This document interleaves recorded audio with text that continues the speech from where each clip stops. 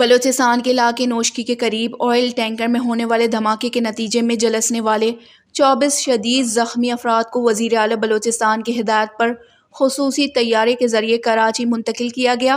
زخمیوں کو پاک فضائیہ کے C-130 طیارے کے ذریعے فیصل ایئر بیس پہنچایا گیا، جہاں سے ایدی فاؤنڈیشن کی ایمبولینسز کے ذریعے انہیں مختلف نجی اسپتالوں میں منتقل کیا گیا۔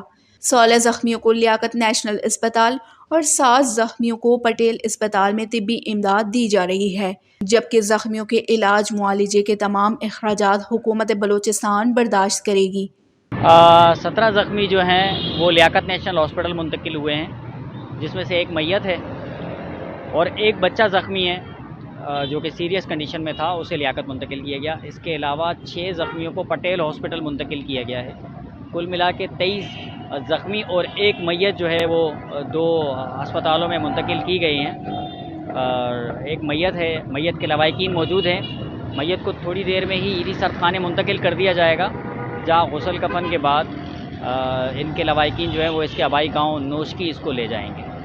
پٹیل ہاسپٹل میں 6 پیشنٹس آئے ہیں، تو یہ لوگ جیسے ہی ادھر ہاسپٹل میں آئے ان کی انیشل ٹریٹمنٹ ہوئی ہے ایمرجنسی میں۔ ابھی تمام پیشنٹس کو برنس وارڈ میں شفٹ کر دیا گیا ہے، تو وہاں ان کی مزید ٹریٹمنٹ ہوگی۔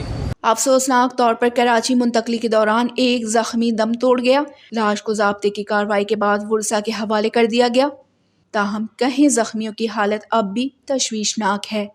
وائش نیوز، کراچی۔